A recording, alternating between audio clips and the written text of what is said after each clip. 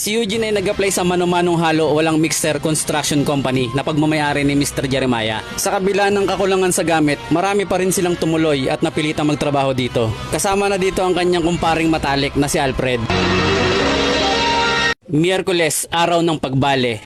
Oy, balihan na, ang bagaong 20 sa alak mamaya ha. Ano kayang masarap na pulutan mamaya? Makapagluto na lang ng tokwat aso? Pagkabali nyo ay bawal nang lumabas ng barracks. Dahil sa malamang sa boss chicks na naman ang tambayan ninyo. Dahil alam kong ang iba sa inyo ay tigang na sa mga panahong ito. Kaya ang payo ko sa inyo ay magtiyaga muna kayo kay Maria. Few moments later.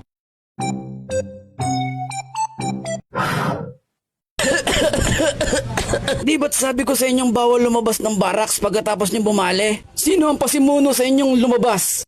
Naku lagot, ubos na pera, may sermon pa. Huwag ka mag-alala paring Alfred. Hindi ka sasabit, basta ilibre mo lang ako bukas ng isang cobra. Grabe ka naman Eugene, ako na nga gumastos dun sa 2 bucket na beer, tapos sa 2 platitong mani. Tapos yung 2 chicks, sa'yo lang dikit ng dikit. Kapal mo pre.